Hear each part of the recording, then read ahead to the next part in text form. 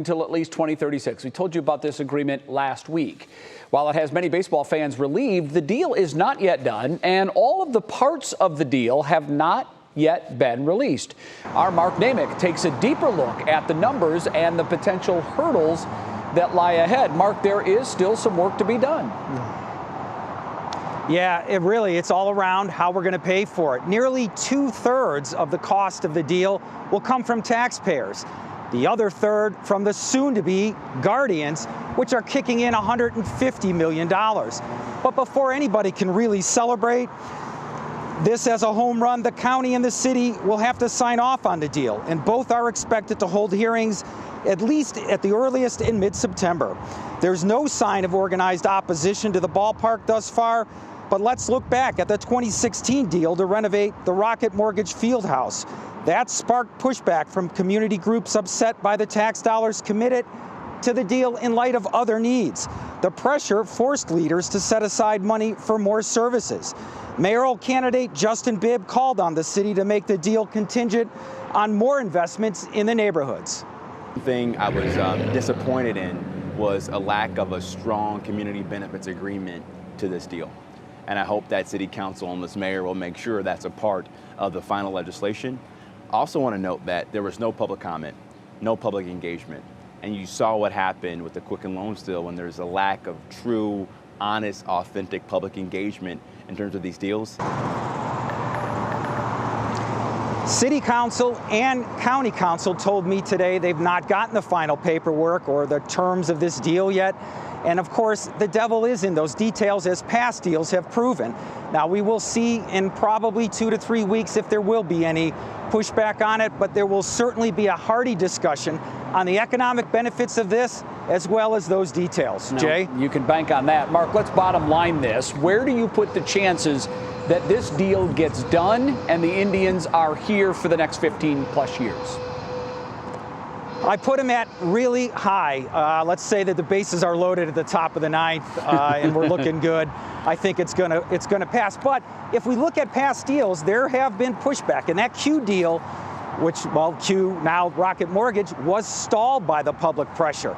And I think we're going to see some of that come up as we get closer to the hearings. But in the end, this will pass. All right, very good. Jay? Mark Namick, live from just outside Progressive Field. Mark, thanks. Now to a story involving one of the most beloved Cleveland Indians players really over the last quarter century. Omar Vizquel, who played shortstop for the Indians from 1994 to 2004, is being sued by a former bat boy of the minor league team Vizquel used to manage. A now 25-year-old former bat boy of the Birmingham Barons claims in the suit Vizquel targeted him for sexual harassment in 2019 because of his disability. The Barons, who are the Chicago White Sox AA affiliate, released a statement saying, quote, after first learning of an alleged incident in late August 2019, the Chicago White Sox conducted an internal investigation that resulted in the termination of the organization's relationship with Omar Vizquel. To this point, Vizquel or his attorneys have not publicly responded to the lawsuit. Well, this story is for pet lovers. Moving cross-country is tough, but moving cross-country with 3 dogs is even tougher. That's why a Northeast Ohio woman says she hired pet transportation, but her dogs never made it to Broadview Heights. 3 News investigator Rachel Polanski is there now with the latest. Alexa McGarry did her homework before hiring a pet transportation service to drive her 3 dogs from California to Northeast Ohio. She says Loving Pet Transport had more than 50 positive reviews on UShip, but her experience has been a nightmare. Our hope is that our boys are out there somewhere, and we just want to find them. Alexa says the transporter, Brian Welker of Loving Pet Transport, picked up her dogs on Friday, July 30th. He stopped responding to her on Saturday, July 31st. After she posted about her experience on social media, she says Welker called her and said that the dogs ran away. That's when she contacted 3 News. Almost 30 minutes after we called Welker, one of Alexa's dogs named Rue was dumped near this Humane Society in Kentucky. Alexa was reunited with Rue over the weekend, but Albus, her 18-year-old Chihuahua mix, and Milo, her 7-year-old French Bulldog who is also deaf, remain missing. I'm very worried about him because Milo needs to see a human or a dog at all times, or he gets extremely anxious because of his deafness. And he'll make these most horrible sounds because he's so scared. Now, Albus, Alexa's Chihuahua, and Milo, her bulldog, are both chipped. If you see them or have any information about their whereabouts, she asks that you bring them to a humane society or a shelter or call the police. Reporting in Broadview Heights, Rachel Plansky, 3 News. Oh, please, if you can help there. Well, we have been hearing a lot about clinical trials thanks to the COVID vaccine and other treatments to help get us through this pandemic. But there's a very real problem. Women and minorities are often not represented well enough, and that could impact what we know about how they react to a medication. A Cleveland Clinic doctor just released a study today looking at this very issue that really affects all of us. Senior health correspondent Monica Robbins joins us now to explain. This is an interesting story. Did you take an ibuprofen this morning or anything? Not today. Okay. I did. I'm still recovering from this weekend's bike ride. Okay. Well, you can thank those who participated in clinical trials for making sure that medication got to market and is effective and safe. So anything you take, but there's a problem. A study just released this afternoon found that women are still underrepresented in cardiovascular trials, despite heart disease being the #1 killer of women, and guidelines and legal requirements that went into effect 30 years ago. Cleveland Clinic Dr. Leslie Cho just released the study this afternoon in the Journal of the American College of Cardiology. So why is this so important? Well, because women and minorities may metabolize drugs differently than men, and they may not be as effective in those populations. So why aren't more women included? Common themes that have occurred, and one is that women are still getting low rates of referral to cardiologists. Continues to be this incredible lack of awareness for clinical trials, both among patients as well as providers. Dr. Cho wants women to be more aware and ask your doctor if you qualify for any clinical trials, because without those volunteers, we don't advance medicine for the next generations, which could potentially lead to cures or at least preventative measures. Now, tonight at 6, I'll introduce you to a woman who enrolled in a trial after she learned she had a genetic condition that made 9 of her family members walking heart attack time bombs. She has 3 daughters and wanted to do her part to try and protect them in the future. She doesn't know if she's getting the drug being studied, but she still believes her involvement will no doubt advance science, and the drug she's testing could be a game changer for a lot of people. Wow. You know, Monica, I've been involved in some of these research studies. I'm a big proponent of research, but it is intimidating when they hand you the packet of all the legalese. There's a lot in there. Yeah. What about those people who are concerned? They don't want to be guinea pigs or be experimented on. You know, and that's fair. And there has been some shady history in the last century that we have to acknowledge. But internal review boards go over every aspect of ethics of a trial. Trial participants actually get better health care because they are monitored more closely, and they can drop out of the trial at any time. Most people are only enrolled in phase 3 parts of a trial after the safety aspect is already proven. Bottom line, without these medical pioneers, most of the drugs in your medicine cabinet would not exist. So ask your doctor if you qualify. That may help someone you love or even yourself. And for that, you bring up an excellent point about the legalese, and they're really confusing. I saw the Pfizer paperwork for the COVID trial, and yeah, you know what though? Their help is a phone call away. Yep. If you're not sure about it, all you got to do is pick up the phone and call the nurse that's assigned to you, or the doctor in the study if you don't understand anything. And again, you can drop out at any time. There's so much benefit to doing it. Yeah. All right, Monica. Thanks. Sure. Well, it is Money Monday, and we've got 3 stories for you that are impacting our economy and your wallet. And we start at the border. You can now drive into Canada. The country is allowing U.S. citizens back for the first time in 17 months. You need your passport, vaccination card, and a negative PCR COVID test within 72 hours of entry. However, the U.S. side is not opening its border for a few more weeks, at least until August 21st. Now, many small businesses near the border wish that had already happened. In 2019, Canadians made 20 million overnight trips over the U.S. border. It's estimated that the closure has cost American businesses $1.5 billion a month. Well, Sarah, speaking of billions of dollars, snail mail is about to get slower. The U.S. Postal Service finalized a plan to actually slow some of its mail delivery standards. It's all in an effort to stabilize the struggling agency and reduce its incredible debt. Here's what you need to know. The Postal Service is relaxing its first-class letter delivery standards. So instead of the letter being guaranteed to arrive within 1 to 3 days, now they're saying 1 to 5 days. By the way, 61% of first-class mail will still arrive in that old 1 to 3 day time limit. Right now, the post office relies heavily on air transportation, which it claims is less reliable than surface transportation.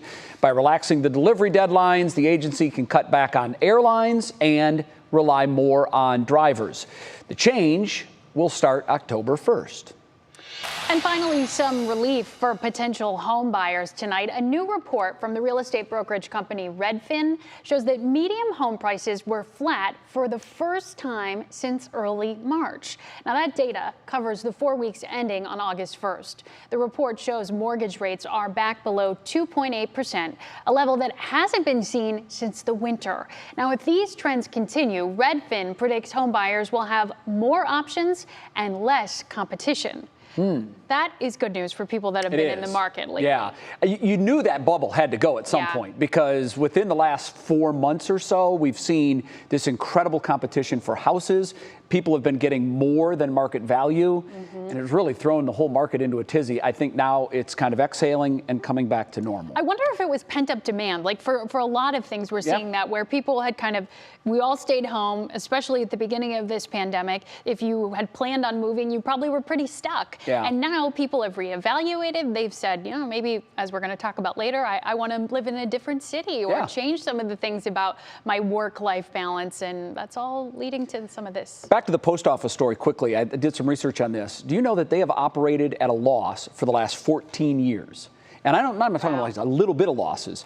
In 2018, they lost just under $4 billion. In 19, that went up to $8.8 million. In 2020, $9 billion. 2021 projected to lose $10 billion. FedEx, UPS, Amazon have somehow found a way to get us our packages while they make money. This might be an example of government just being too big to get the job done. I think if they open this up to a commercialized business that can do it more efficiently, it would save the taxpayers an incredible amount of money, and the service would likely be better. It's very costly. I wonder about people who live in rural areas or areas where, you know, you don't get Amazon packages in 2 days anyway. And, you know, they have long relied on the Postal Service. What it could look like in places like that, too. Yeah, I'm not sure. I know it's not working now. No. It's costing taxpayers the last couple of years on average over $8 billion. Those numbers say dollars a year. Yeah. Okay. Next on What's New, final touches to repairs. We're going to show you what's new with the World War II submarine USS Cod and its return to Cleveland. That story's next. And then a teaser trailer of Ellen's farewell season next year. We'll have your peek later in Pop. And our first hello of the show to Matt Wentz. Boy, oh boy, hot, humid. But I'm not complaining because I know it's going to go away soon. Just like getting in the shower, Jay. Just hot, humid, and steamy. I don't think anyone's complaining about that. Yeah, we reached into the 90s today as expected. You notice I have the thumbs down for the outside forecast tonight. Well, that's because we've got showers and thunderstorms moving into northeast Ohio. Some of you are already seeing it. We'll walk you through that this evening, and we've got more storms in the days ahead. We'll all have that coming up in the forecast.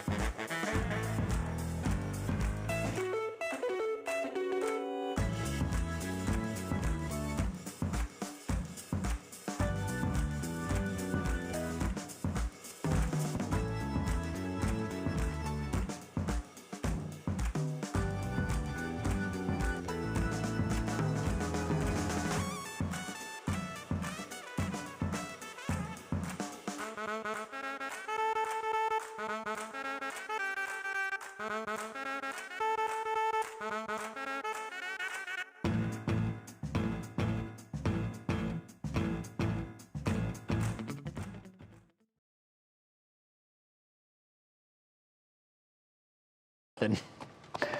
Hey, we're back. After years of planning, the USS Cod submarine is finally getting the facelift that it deserves, just like any other vessel that sits in the water.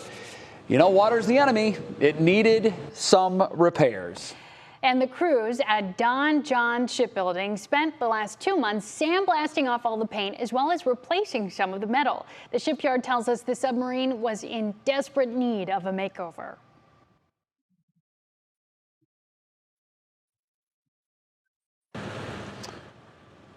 Well, obviously that didn't work quite right, but with the submarine no longer running, it takes a massive tugboat to pull the vessel back to Cleveland.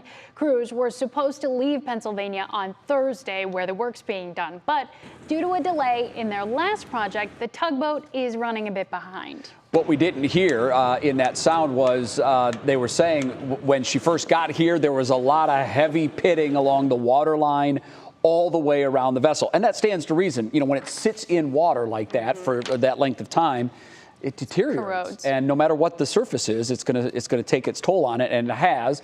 Crews now are expected to pick it up this weekend. Once they leave it, it'll take them 13 hours to get it back here to Cleveland. So that's kind of cool. It'll be good to see it out on the water again. And it will. Yeah, all dressed up now. I wonder if you'll be able to notice some of the changes. I bet we will. You know, it's incredible what a fresh coat of paint can do for anything. You know, it makes quite a big difference. True that. So Matt's here. You know the drill. We give him a weather word. Yes. Oh, yeah. Remind me how this works. Okay, so I throw a word at him, and then it's his job to fold it into the forecast. Now, last week, we had some really tough words. And so he had said Thursday, you know, when you come back. Take it easy. On Monday, give me an easy word. It's in my journal. Yeah, it is. He writes down every single day what goes on the show. This word isn't easy, Matt, but it does relate to our last story. Submarine.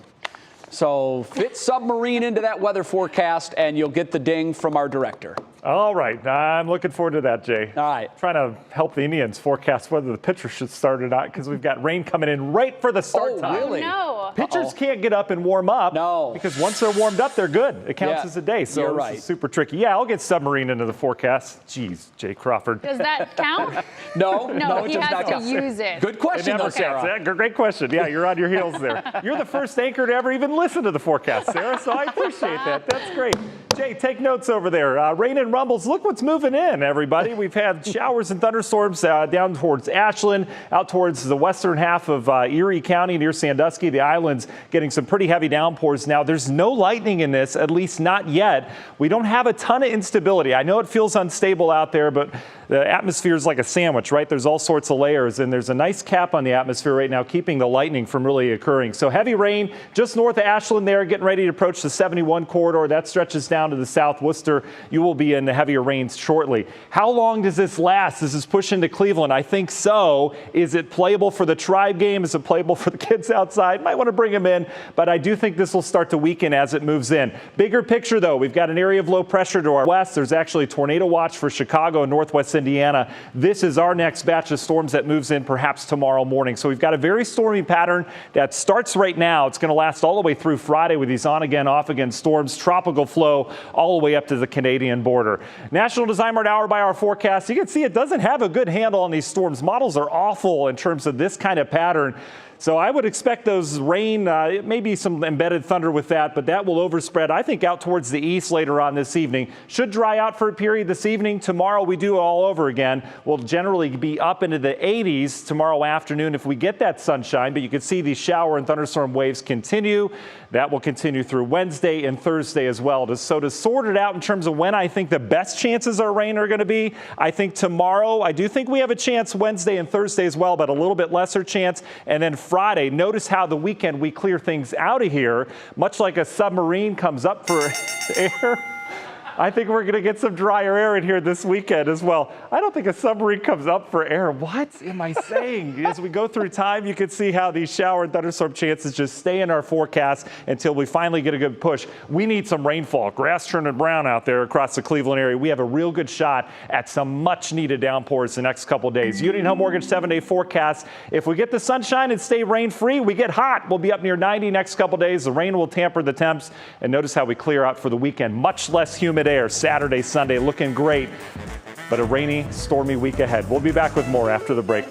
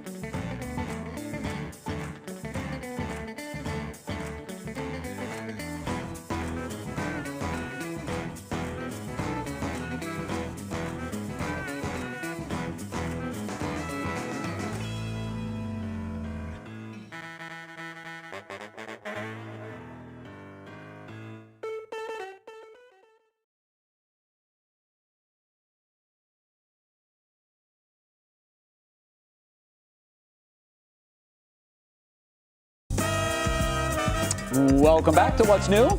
Kira Cotton joins us now for your pop break. And Kira, we're actually starting today with some sad news. It certainly is sad news, Jay and Sara. The entertainment industry is mourning the loss of actress Markie Post. Post passed away Saturday after a 4-year-long battle with cancer. She was known for her roles in Night Court and The Fall Guy, but she was also active behind the scenes, helping to produce several game shows. Post is survived by her husband and 2 daughters. Markie Post was 70 years old. And it's time for Ellen DeGeneres to take her last lap. The 63-year-old comedian and talk show host released the trailer for her farewell season of her long-running talk show earlier today. The video takes a look back at some of the show's greatest moments, including celebrity appearances and her infamous giveaways. DeGeneres announced the end of her show back in May, saying that the show no longer challenged her. The Ellen DeGeneres Show will end after 19 seasons in 2022. And if anyone asks, Stranger Things will be back in 2022. Netflix has released a new teaser for the 4th season of the popular sci-fi thriller. The video takes fans back in time while also giving a glimpse into the future. We're introduced to a new monster, amusement park, and a creepy old clock. And in true Stranger Things fashion, the video leaves us with far more questions than answers. And Netflix certainly isn't helping. The streaming service posted the video on social media with the caption, "See y'all in the upside down."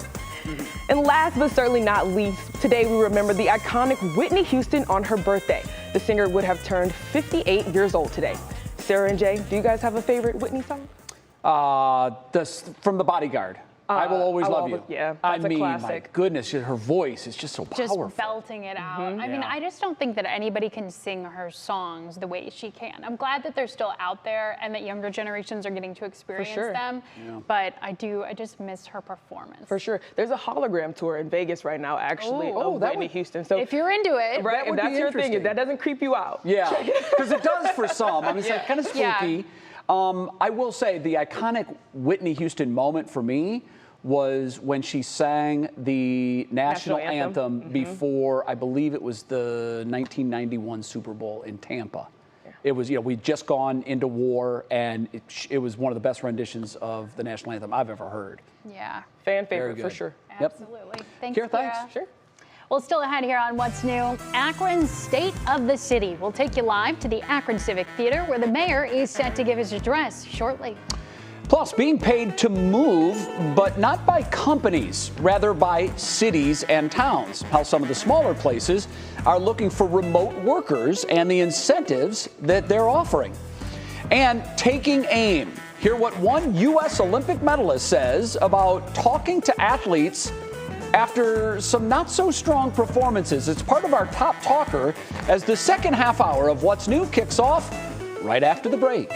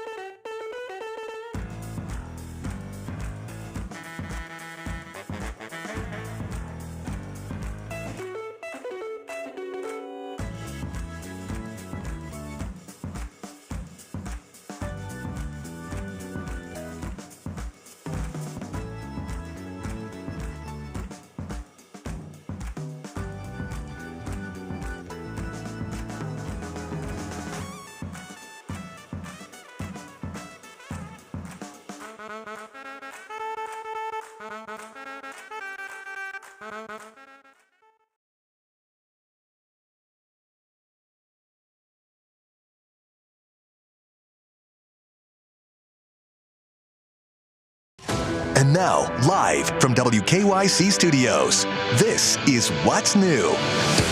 Thanks so much for staying with us. We begin at 5:30 with three things you need to know this Monday afternoon. The Pentagon will require all members of the military to be vaccinated against COVID-19 by September 15th. The Defense Secretary made this announcement today. So far, only about 64% of the active military have been fully vaccinated. The vaccine deadline could move up even sooner if the FDA gives final approval before then. If it does not, the Defense Secretary will have to get a waiver from President Biden to mandate the vaccines, which Mr. Biden says he will support. The mayor of Akron is set to give his State of the City address in just a half hour. You're looking live now into the Akron Civic Theater there in downtown. The speech was actually planned for Lock 3, but today, Mayor Dan Horrigan moved the speech inside the Civic Theater because of the heat and chance of storms as it climbs into the mid-90s this afternoon. Mayor Horrigan is expected to talk about Akron's economic recovery and his goals for the next year. He's also expected to talk about the pandemic and how the city will spend its share of the federal money it's getting from the American Rescue Plan. And finally, the Canadian border has officially reopened to Americans for the first time since the pandemic began. It opened its borders to American travelers at 12:01 this morning. The catch, you must be fully vaccinated to cross. Travelers have to submit proof of vaccination to the Canadian government on its website and arrive at least 72 hours before attempting to cross into the country. And with that, we say welcome back to What's New on this Monday afternoon. Alongside Sarah Shookman, who's in for Betsy, I'm Jay Crawford. Thanks for being here. Always good to have you in. Thank you. It's good to be here with you. It's been a busy day already as we start this new week, and we've got two top talkers to discuss today. So first up, we are talking where you live. Would you move to a city if they paid you? USA Today reports at least 45 communities around the country are offering cash and other perks to get remote workers to come move to their town. Now, some of these incentives started before the pandemic, but now the trend is really taking off. For example, the newspaper talked with Cynthia Rollings, who moved from San Francisco to Tulsa, Oklahoma. The program paid her a $10,000 stipend, provided she lived there for a year. They also helped connect her to a community of people and a co-working space. Well, Rollins told USA Today she went from a one-bedroom apartment that ran her $2,600 a month in the Bay Area to a two-bedroom in Tulsa that costs $1,600 a month. Bloomberg also reports that some companies are cutting employee pay if they make a move like this because they're compensated to live in these expensive areas. So like, for example, the software firm VMware is cutting salaries for employees who leave Silicon Valley to go move to less expensive cities. So I think the question is, it becomes a good deal if you can live in Tulsa and get paid Silicon Valley wages. Sure. But if you can't, then can the cities sweeten the pot a bit?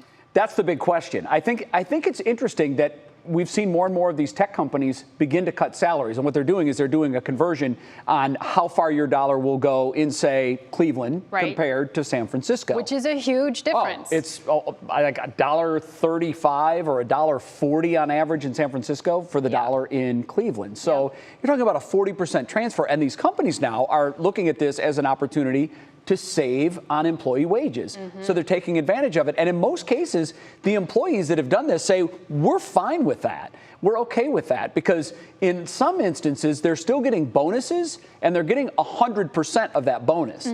So if you're paid 50% in a base salary and another 50% of your total money comes from a bonus, it's not as big a hit as you might think. Yeah, and ultimately, if you are remote and you don't need to be nearby, what's the difference? Exactly. If you're in Cleveland or you're near family, maybe you have the opportunity to just live somewhere new and test it out a little bit. I think that might be the positive thing that's come from the pandemic. Yeah. We learned that a lot of the jobs we never imagined could be done remotely, including ours. Yep. We're done remotely. That's so true. All right, next up, this one's really interesting. We're talking sports. This article caught my attention over the weekend. U.S. Olympic swimmer Simone Manuel tweeted during the Olympics asking media outlets to stop interviewing athletes right after a disappointing performance before they have any time to process what just happened. She wrote, "Trust me, they give it their all. Nothing else people need to know at that time." Manuel asked that athletes be looked at as humans with emotions. She added that she's not attacking the media, just offering solutions that many athletes believe need to be made.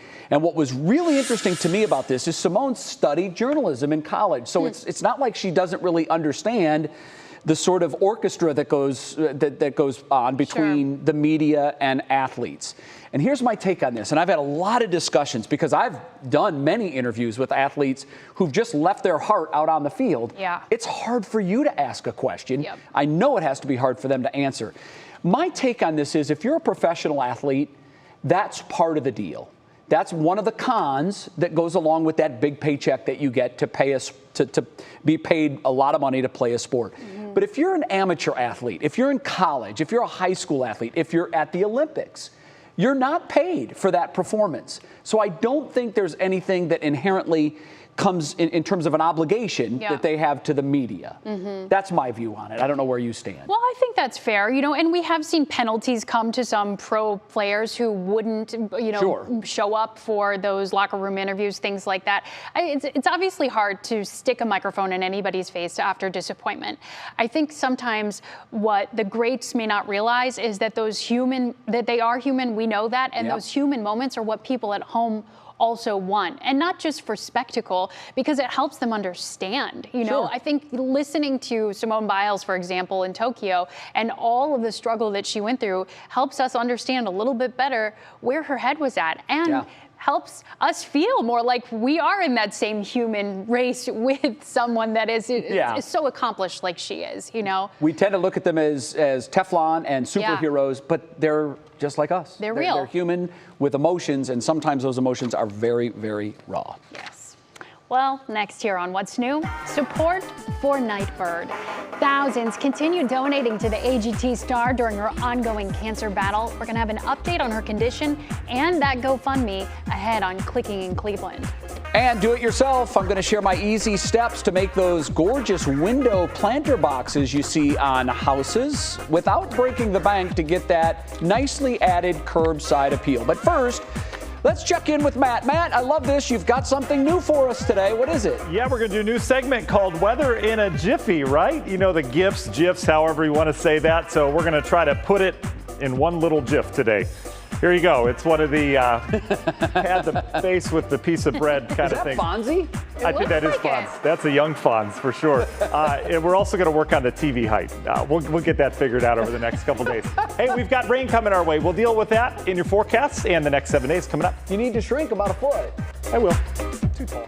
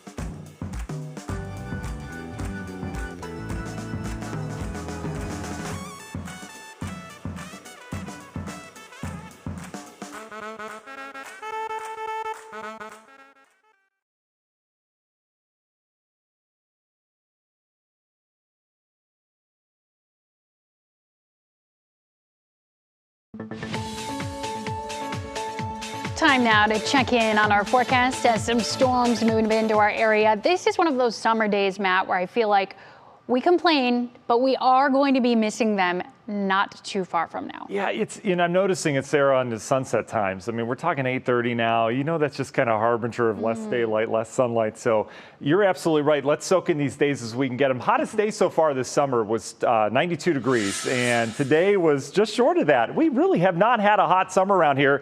Today, an exception, right? This is our 6th 90-degree day of the year at Hopkins. You can see area highs generally 91, Akron down to New Philly, Mansfield at 90. Slightly cooler out in Asheville, 89 hot degrees this afternoon. Notice where the heat is now. We're still packing the 90s, even 92 downtown. That's not where Hopkins is, obviously. The heat island that we have in the cities tends to hold that heat. That's why Akron's hot as well. All that pavement concrete holds it. But it's hot off towards the east, but we've got a cool down taking place in our western counties. You factor in the thick humidity, feeling more like the mid-90s that time. So certainly hot, but we've got that cooling taking place via some showers, even some rumbles of thunder with us. I haven't seen any lightning with us in the last half hour or so, so it's mainly just rain. We also have some gusty winds, but this is all pushing off towards the east. There's not a ton of instability, so I don't think these will strengthen, but they'll likely spread some heavier downpours across the greater Cleveland area, even Akron and Canton over the next hour and a half to 2 hours. But some heavier downpours now pushing out towards the north and east of Marblehead. We've got heavy rain now moving into areas near Clarksfield. This is Huron County. We've got some gusty winds on the leading edge of this moving north, so near Norwalk, likely to see some gusty winds here shortly. No real strong winds out of this part, just some heavier rain near Worcester, Wayne County, up towards Smithville, Doylestown, about to get some heavier rain as well. This is wave 1 that'll push through. Nothing severe with us this evening. This is what we'll watch tomorrow. There's a little spin in the atmosphere. Tornado watch for areas of northern Illinois. They've had multiple tornadoes already reported with this. There's some decent spin.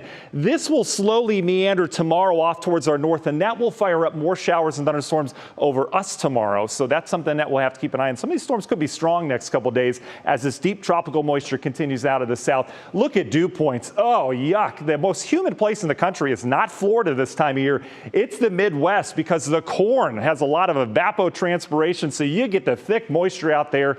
It's here as well, but it's worse as you get off towards the west. National Design Mart, look ahead over the next couple days. Notice how the showers and thunderstorms just fire up every single day. This is going to last through Friday as we remain very unsettled across the Great Lakes. Finally, over the weekend, we'll push all this out of there. But in terms of rainfall, look at this. We could use this across much of the Ohio Valley. Certainly looks like we're going to get it. And then look what happens just in time for the weekend. Muggy meter stays tropical until the weekend. We bring in some dry air. One more thing to note, we've got a potential tropical cyclone. Tropics have been very quiet over the last 2 weeks since Elsa, remember? That could be Fred out there waiting, and that may impact us next week. Union Home Mortgage 7-day forecast, upper 80s to near 90 the next couple days with showers and storms. Saturday will clear things out, and then Sunday, Monday, we're talking just beautiful weather as it looks right now. But a pretty stormy week to get through first, guys. All right, Matt, thank you very much. Yeah, that temperature and muggy meter matching up. Yeah, it's going to feel uncomfortable then. That's true. Thanks, Matt. Okay, time to see now what's clicking in Cleveland. For that, we bring in our digital anchor, Stephanie Haney. Hello to you, Stephanie. Hope you had a good weekend. Jay. Yeah, great weekend. Happy Monday to you. Happy Monday, everyone at home. We're keeping an eye on that ever-changing situation surrounding COVID spread in Ohio. So we've got a running list of mask requirements, and we updated that today. The Cleveland Museum of Art is the latest place to require masks for everyone, workers and visitors, regardless of vaccination status. That goes into effect tomorrow, Tuesday, August 10th. You can find that running list at wkyc.com/what's new. It's broken down by businesses, hospitals, universities, schools, and countywide guidance and orders.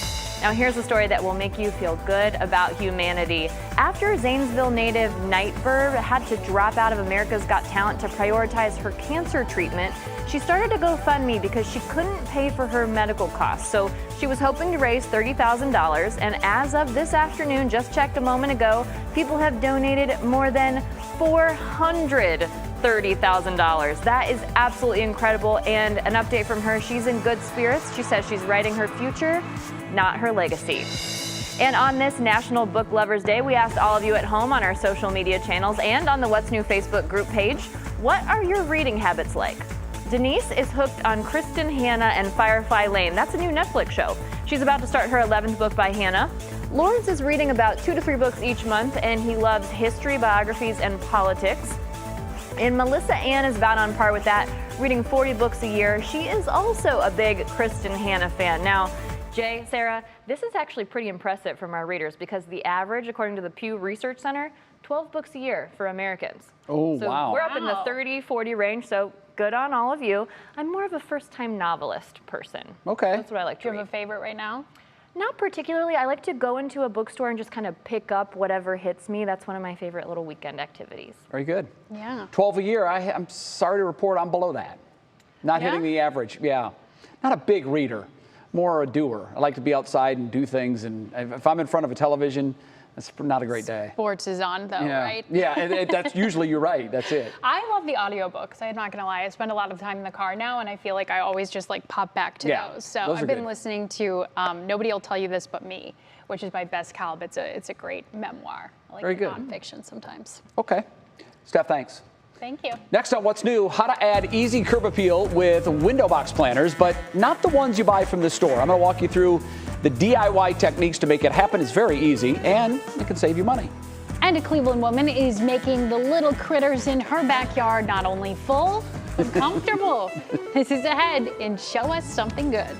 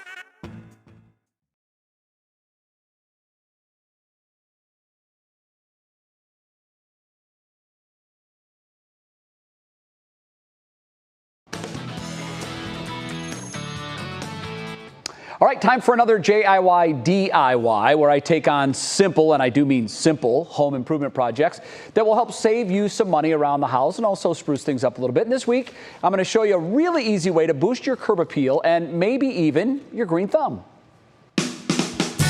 Window boxes are the perfect way to brighten up your windows, front porch, or even your deck or patio. The whole idea is to keep these projects simple, and I'm not sure there's anything easier than a basic flower box. Your first step is to take your measurements. If you're hanging yours under a window, I recommend extending it just a few inches out on either side of the window. For the height, you want to go at least 5 inches. I'm going 5.5. Obviously, the deeper you go, the more dirt you have. Next up, select your lumber. The wood, always use cedar. It's outdoors. It's going to be moist because you're putting water on the flowers. For the bottom, I actually use a composite. That way I know it will never rot away. And for tools, you'll just need a saw. A simple table saw, but a miter saw would work too. Some wood screws and wood glue. And then basic paint and a right angle will be helpful in terms of marking your wood. All right, let's start. You'll start by marking your wood. The face, back, and bottom will all be the same size. In my case, 60 inches. So I've cut the width of all three of my pieces, face, back, and bottom. Now I've clamped them together, and I'm gonna make one cut at 60 inches so they're all perfectly square. So now my face, back, and bottom are cut. Now I'm cutting my two side pieces, which will be 3/4 of an inch shallower than the height of my box because I've got to account for the bottom. Now it's time to break out your wood glue. You'll use it on the front and back face, connect, and then clamp.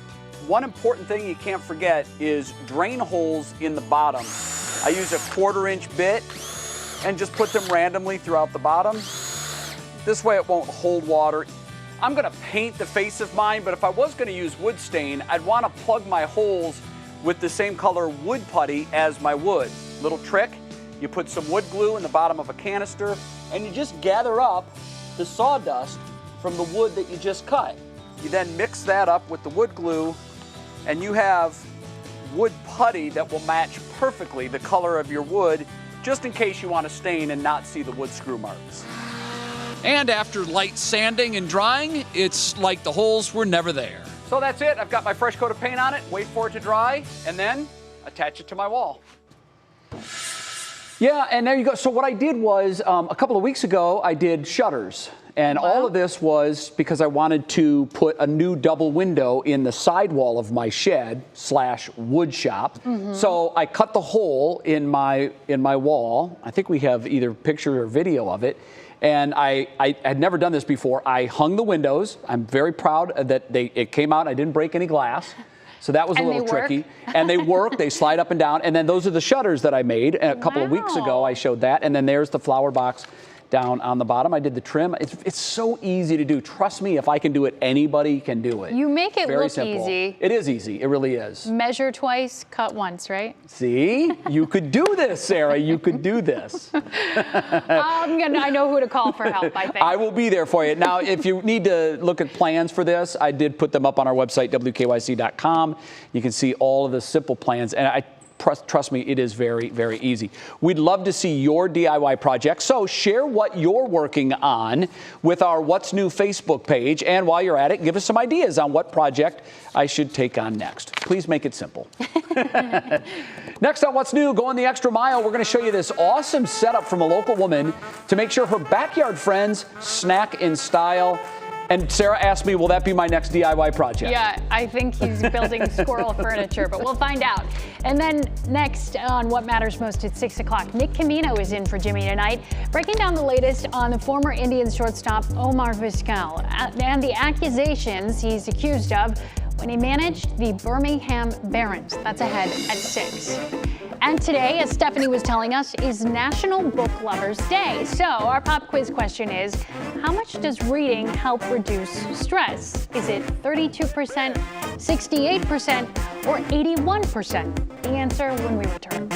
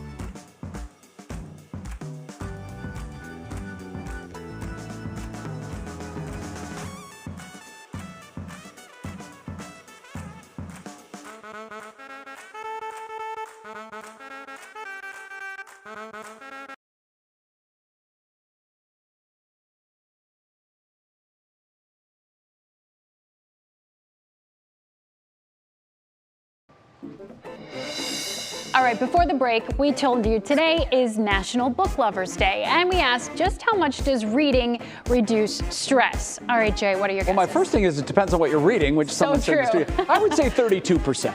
Okay, 32%. The answer is 68%. This is from a University of Sussex study that added that reading for just 30 minutes a week can make you less stressed.